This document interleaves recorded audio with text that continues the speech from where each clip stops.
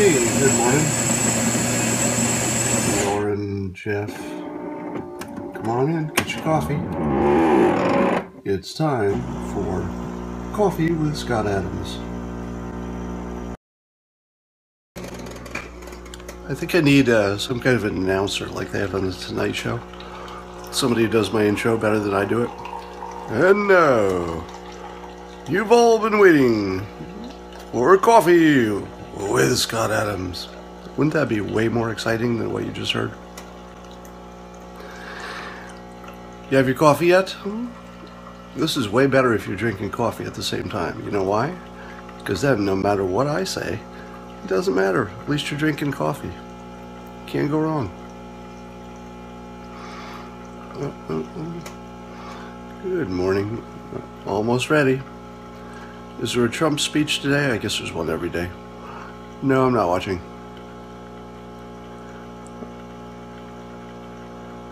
He's pretty high energy. So, I got a question for you. Every day that Clinton is missing from the campaign trail, or even funnier, the days that she's on the campaign trail, but conspiracy theorists are sure that it's actually a green screen. How long does she have to go at this reduced schedule before people, even supporters, say, uh-oh, that's more than just a pneumonia? There's something else going on here. How long does pneumonia last? Is that sort of a 2 weeks and done sort of a thing? She canceled events yesterday. Canceled more events. Yeah, how long can the news... I mean, think about the news cycle. This has been the news cycle for a while now. Trump says something about policies. Doesn't matter if it's not enough details. Doesn't matter if you agree with it, but he's talking about the economy and immigration and stuff. So he's talking about policies. Meanwhile, the news on Clinton is she's sick, she canceled an event, and she called Donald Trump names. Her entire campaign has turned into something sick. The things she says are sick. She seems to be sick. And if you saw how CNN went after Trump, calling his statement about profiling, they labeled it racial profiling yesterday. By the way, that's the most retweets I've ever gotten on a tweet. It's got over 8,000 retweets. I think my previous high was just a few thousand, I think.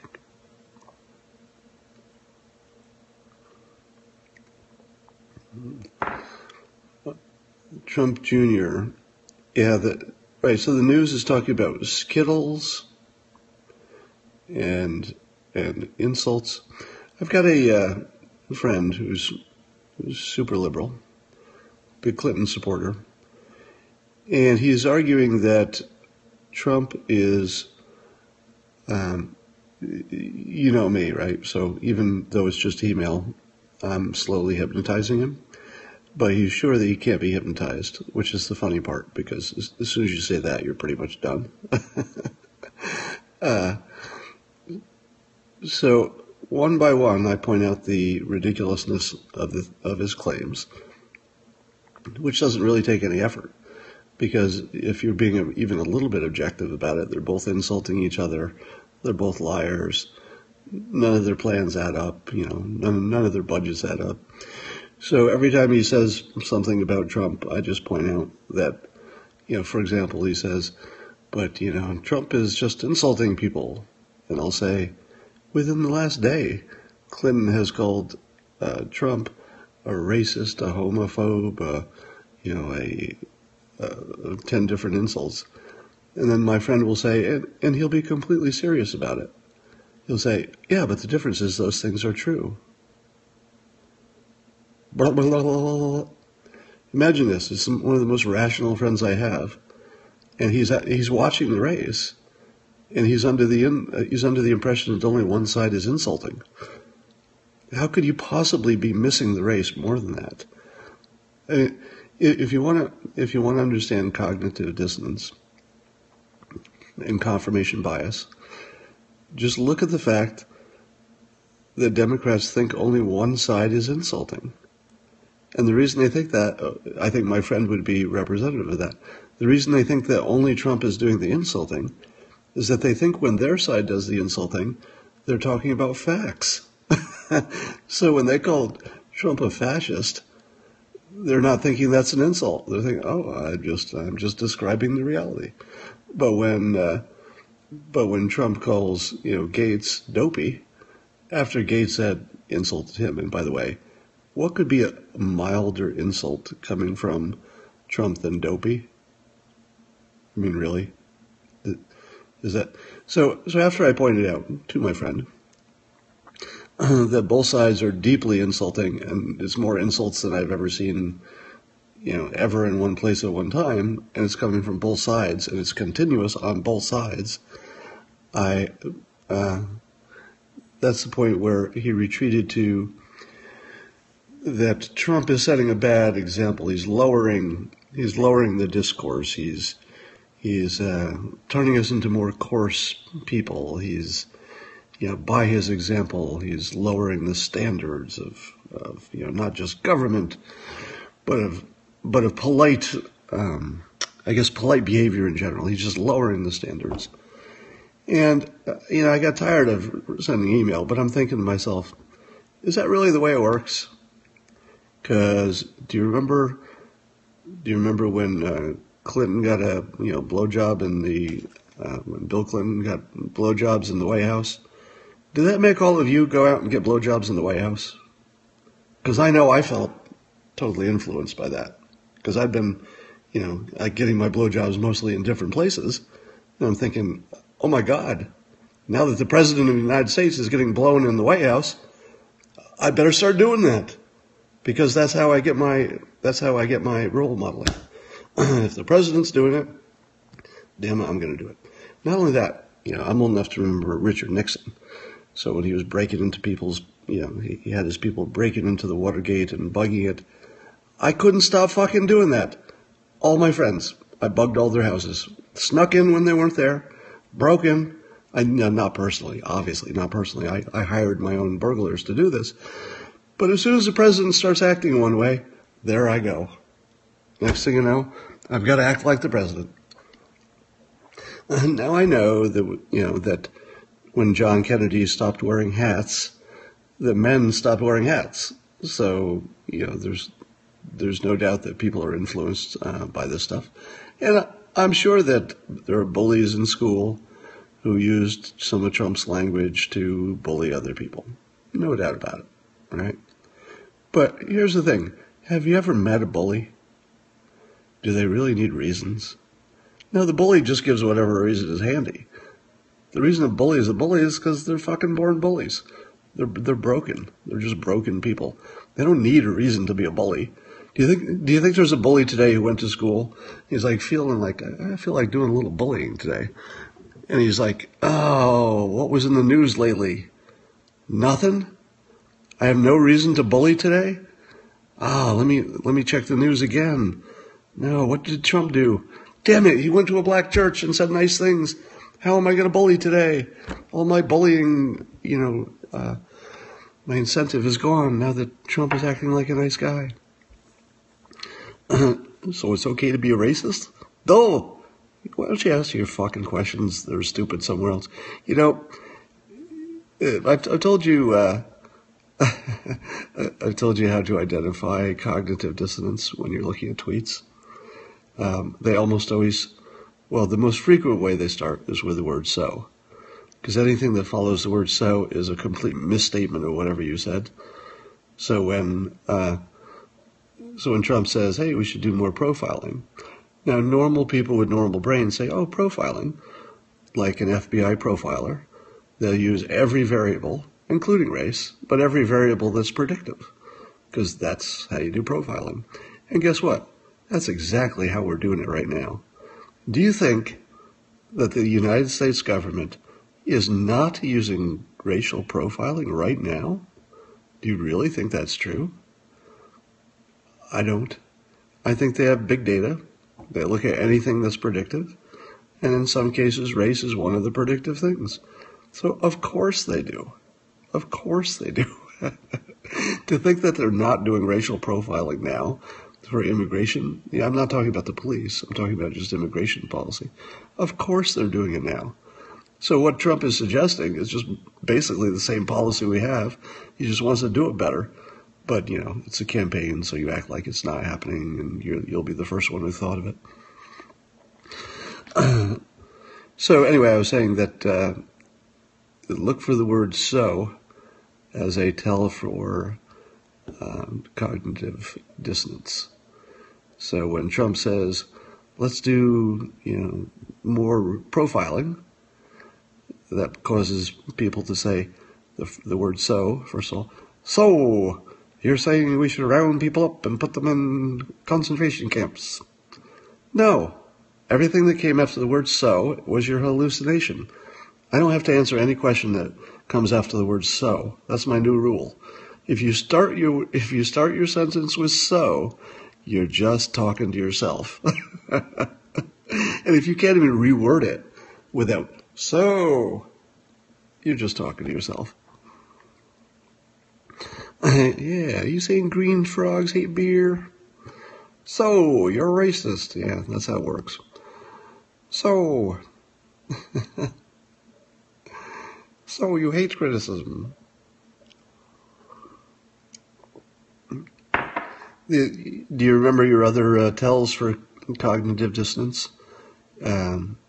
Wow, LOL, OMG. Yeah. Now, those by themselves are not tells. So is just always a tell. But the other ones, OMG, LOL, wow, they are a tell if what follows is not an argument. So if somebody says, wow, I guess we know what you're thinking, then that's just cognitive dissonance. But if somebody says, wow, if you look at this link, you'll see your numbers are wrong, then that's probably just somebody who's saying wow. It doesn't mean anything. So wow by itself doesn't mean anything. LOL doesn't mean anything. OMG doesn't mean anything by itself. But if what follows is just an insult or a ridiculous observation, then it's pretty much always cognitive dissonance. Listen? I have to watch for that one. I don't know.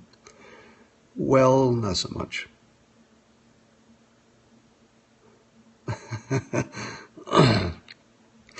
Have you heard the job with bless his soul? Have you heard that job? I'll tell you that joke now. If you want to hear a joke, stay here. So there were two older Southern women in their declining years, and they're on the porch of the rest home or something, and they're rocking away. And one says, see this ring on my finger? And this is a big old diamond ring. She goes, oh, actually, let me change this joke. Oh, you know this joke? Yeah, so they're not that old. They're just older married Southern women. They're on the porch rocking, and one says, you see this ring? It's a big old diamond ring. And her friend says, yes. And she says, my husband, who makes a lot of money, bought this ring for me. And the other one says, bless his soul. And then she says, you see that car out there, that Jaguar? My husband, he's got a really good job. He bought that for me. And the other one says, bless his soul. And then it goes like that until the other one says, and what'd your husband get for you? And the polite one says, well, my husband paid for me to go to etiquette school so I could learn to say bless your soul instead of fuck you. All right. I think I ruined that joke, but you get the idea.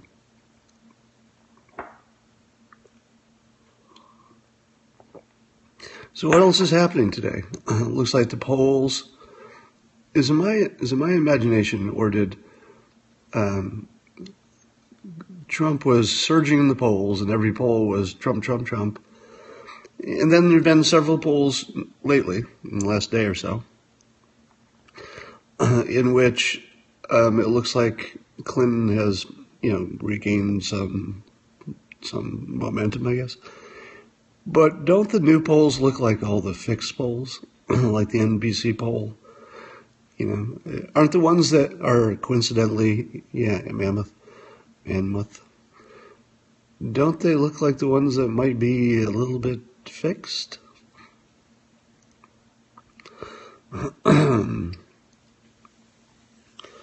They're all Dem plus 9. Oh, it's an oversampling thing?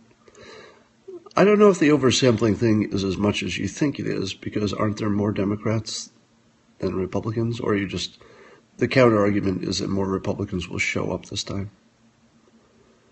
I did not register for coffee with Ivanka. Pennsylvania looks fixed. Chuck Todd wanted to wait for the NBC poll. Well, isn't Trump up to over 40% chance of winning now?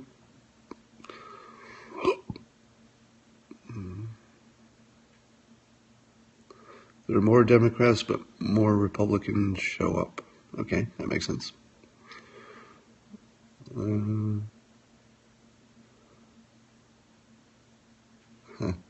Hey, I'll be your +1 with Ivanka. Bring me along. Well, the Washington Post article hurt Trump. I don't know what that article is, but I can answer that without knowing anything about it. It's the Washington Post, and it's Trump. No, it won't make any difference. I don't even know what the topic is, but I can tell you it won't make any difference. Is my audio cutting out for everybody or just some people? Starbucks. Try your Starbucks.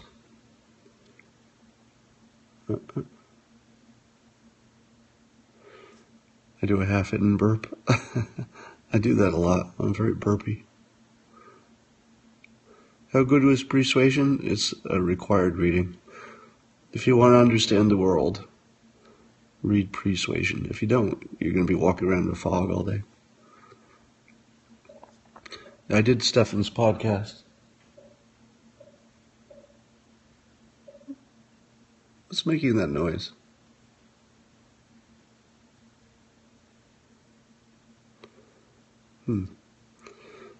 There's an odd noise in my kitchen. Oh yeah, I saw Time gave data to 4 different researchers, and they came back with 4 different results based on how they weighted the likely voters. Oh, it sounded like some kind of water leak or something. That's why I was looking a little freaked. The call is coming from inside the house. No!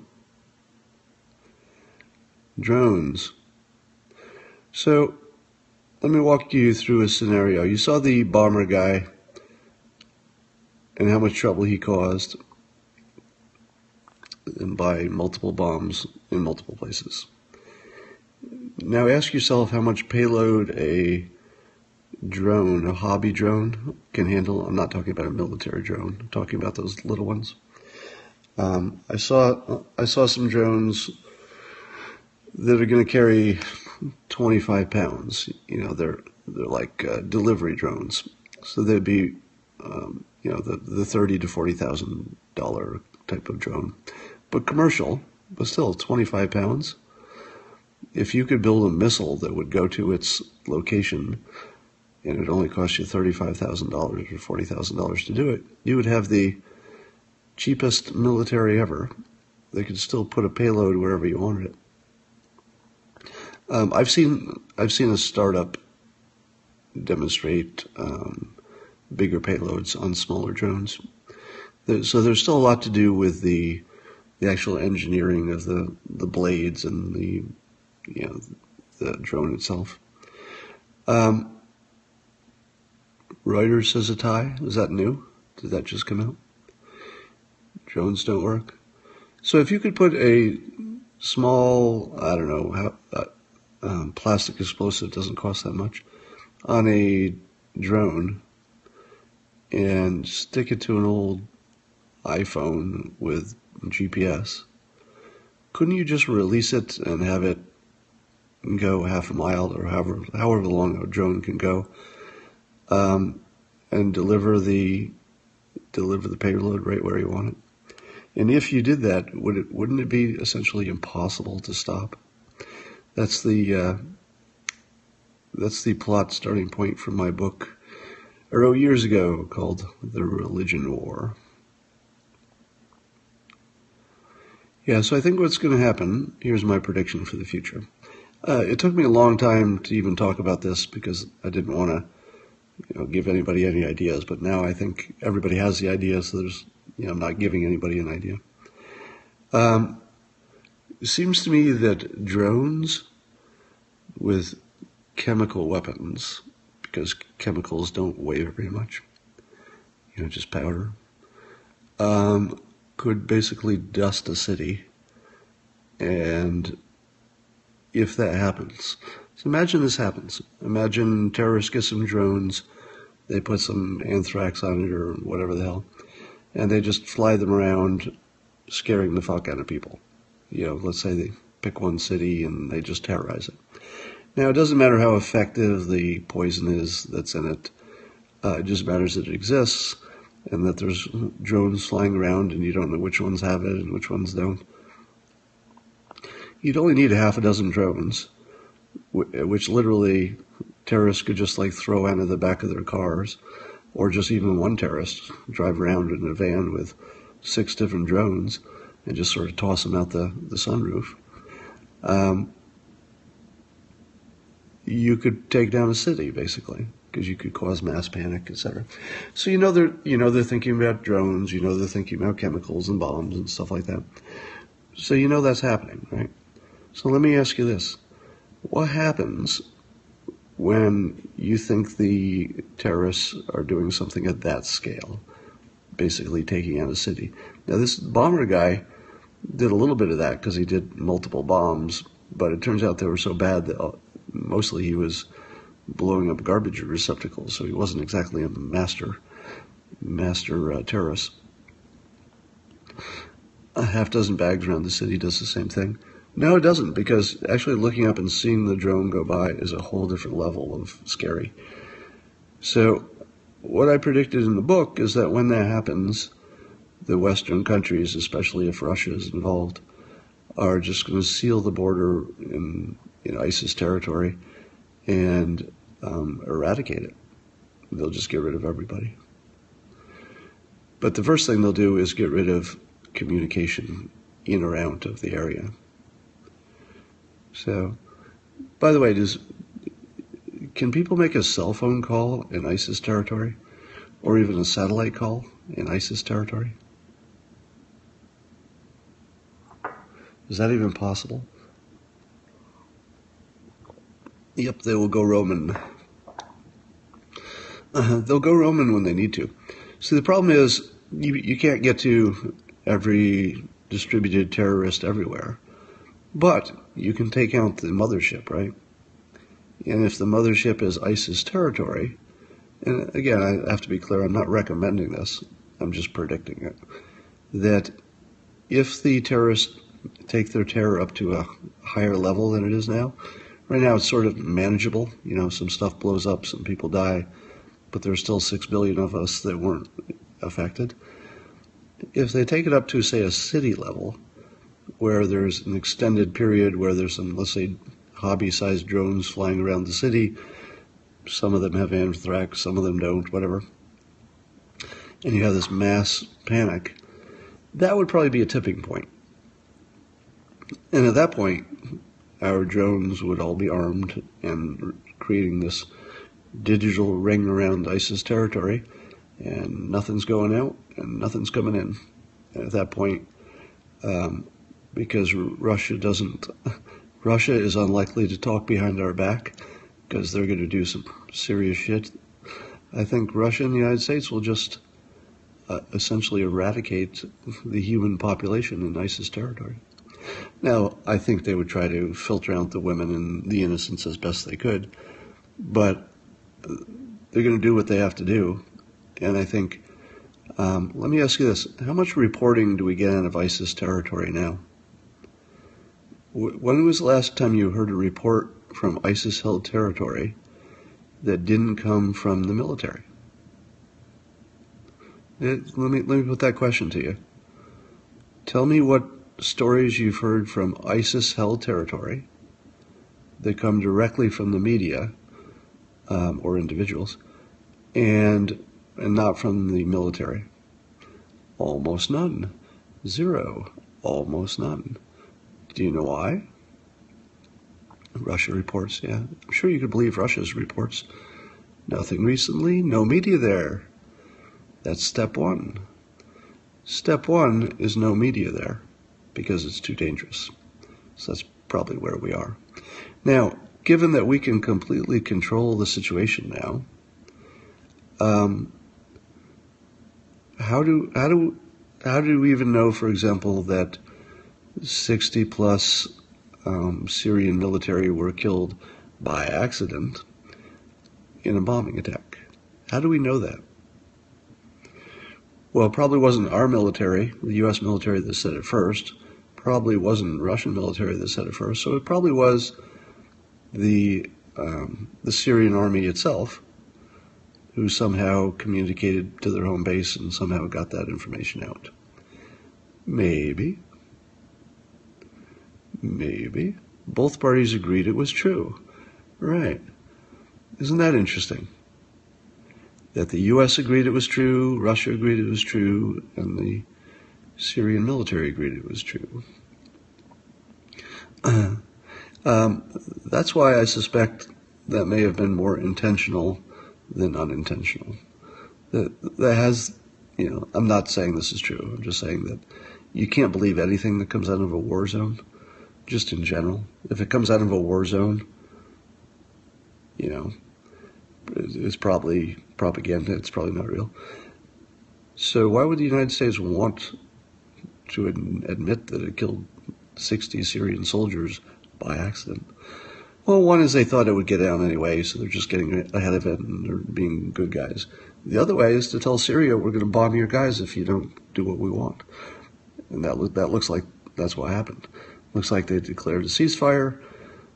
They didn't like what they were getting from Syria, so they just took out some of their army and said, oops. That's what it looks like to me. To provoke Russia? No, they have no reason to provoke Russia. That would be the dumbest idea ever. What about people like the Unabomber? What about them? Do you think the Unabomber is like some trend we got to worry about? Got to watch out for all those Unabombers, because there was one ever, one that did a good job anyway. Good job meaning killing a lot of people, so I guess that's a bad job.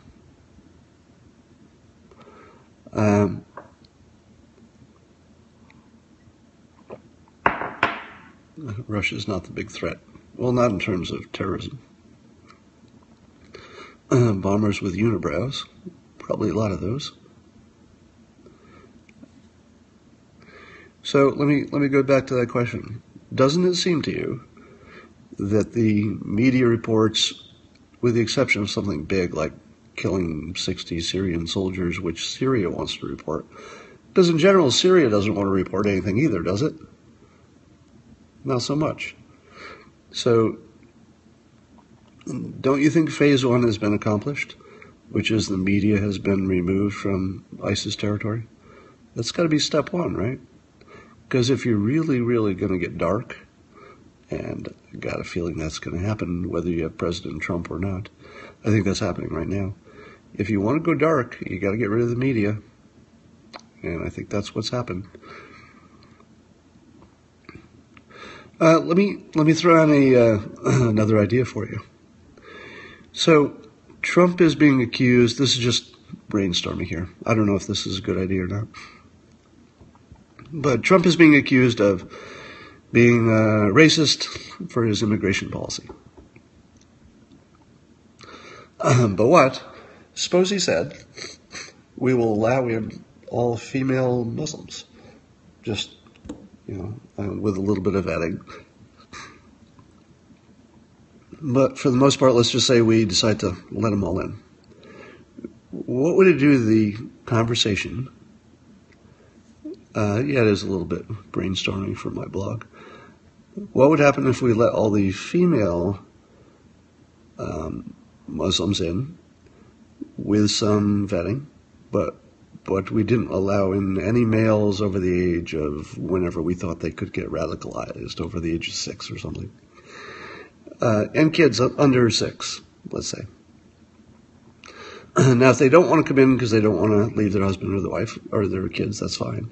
But suppose we just, as a policy, just said we allowed it in. Now, obviously, some of them would be terrorists too, right? But we know from experience there would be fewer of them. It would be gross and sexist, yes, but I'm suggesting something sexist. Because wouldn't that women are a threat? But relatively speaking, because here's what I like about the idea. Canada is doing no single men. Really? Polygamous marriages. Send more chicks. Because once we get... So what I like about this idea, not that it's a good idea, but the part of it I like,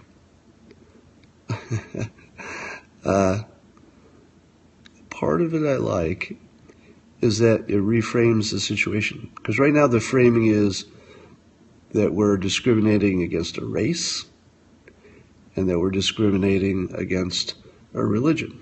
Now you can argue whether those are true or not true, but that's the argument going on.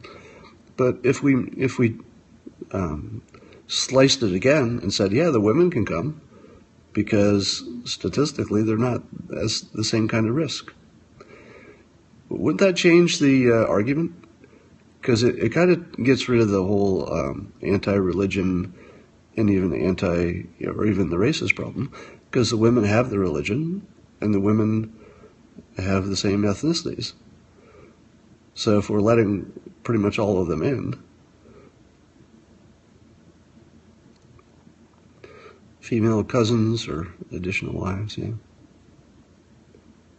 We aren't allowed to adopt Muslim children, is that true? Yeah, ISIS uses persuasion, but they use it in the form of a drug.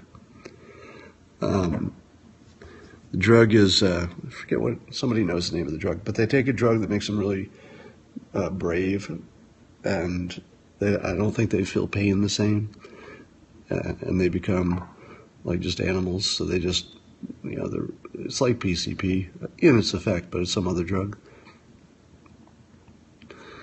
Anyone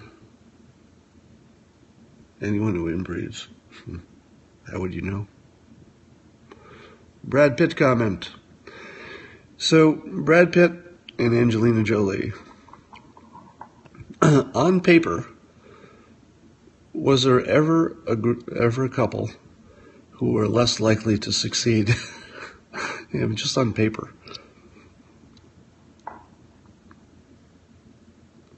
Peyote.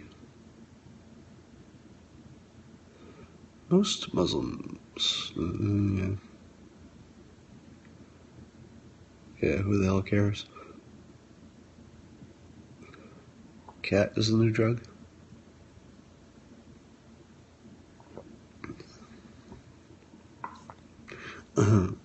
Is it cat? I thought it was something else. That's just the nickname, right? It's ketamine or something like that. But cat is short for, I think the real drug is like ketamine or something.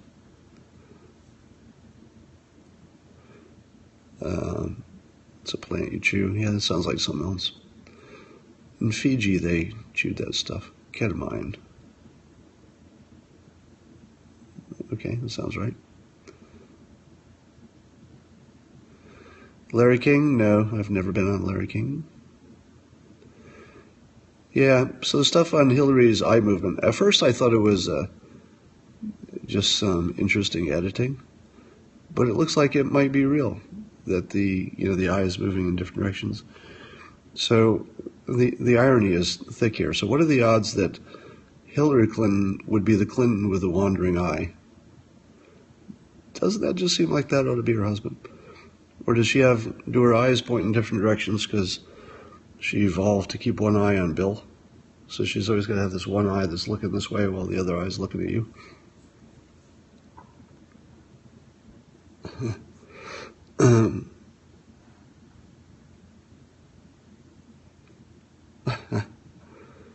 Hillary plane crash. Is there a WikiLeaks coming out now? You're terrible. Thank you. I think she'll debate. If she doesn't debate, she's just conceding the election, don't you think? Mad-Eye Moody.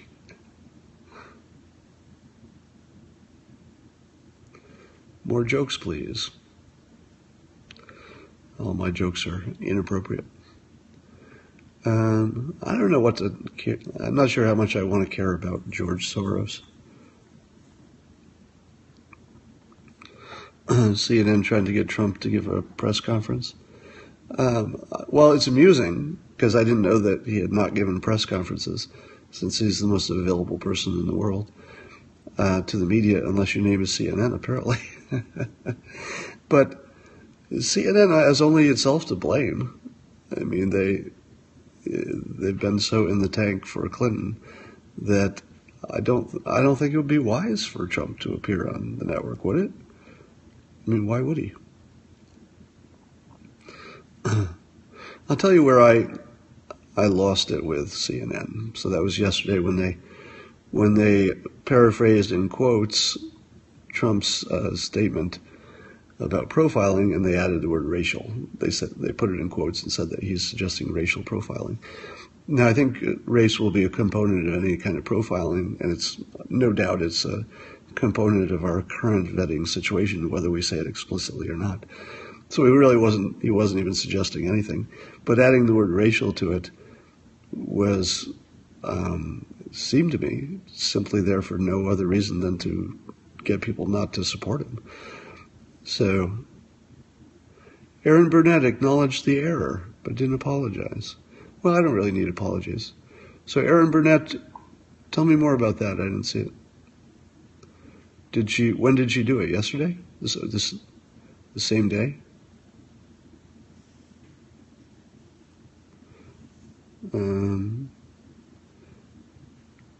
When did she disavow it? You got Aaron Burnett to apologize. Well, it says she didn't apologize. She did. There was a good clip. Oh, okay. Well, I'll take a look at that. Because my rule in life is that everybody makes mistakes, right? So I tend to judge people by how they handle their mistakes, not whether they had a mistake in the first place. So if she handled it right, well, I'm all good. Just acknowledge it, tell us why, move on. I don't require an apology per se. I mean, if when the news makes a mistake, I'm not sure an apology is even the right thing. It's just a mistake. A mistake's a mistake.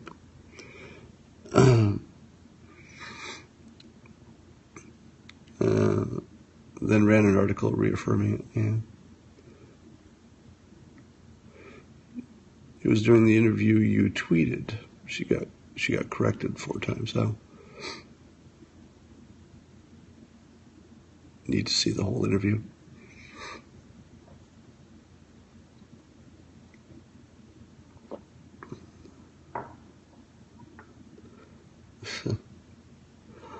But keep in mind,